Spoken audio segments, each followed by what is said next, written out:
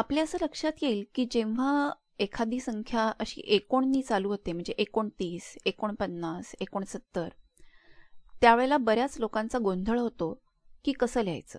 म्हणजे कसं? म्हणजे समजा मी असं म्हणाले की 79 लिहायचेत.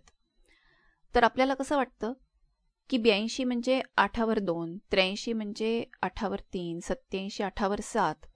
म्हणजे जेव्हाही 80 असा शब्द येतोय त्यावेळेला आपण 8 पासून सुरुवात करतो.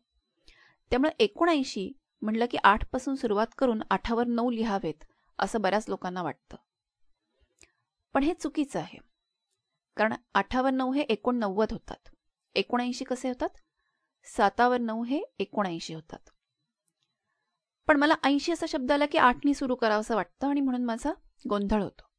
हा गोंधळ टाळण्यासाठी काय करायचंय की आपल्याला 79 म्हणजे काय ते समजून घ्यायला पाहिजे.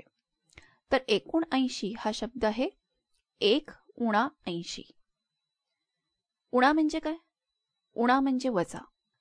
म्हणजे 80तून 1 वजा केला म्हणजेच 1 उणा 80. 80तून 1 उणा केला की तो 79 झाला.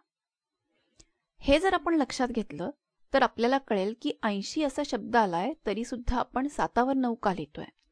79 म्हणजे 80ला 1 कमी असं लक्षात ठेवलं तर आपण बरोबर लिहू. अजून एक उदाहरण आहे. समजा मला 29 लिहायचे असतील तर हे दोन्ही जे मी इथे लिहिलेले अंक आहेत हे 34 आहेत आणि 35 आहेत. पण 29 मात्र लिहिताना मी 3 पासून सुरुवात करणार नाही. तर मी 2वर 9 असेल 29 लिहिणार आहेत. कारण मी काय विचार करणार 29 म्हणजे 1 उणा 30. 30ला 1 कमी.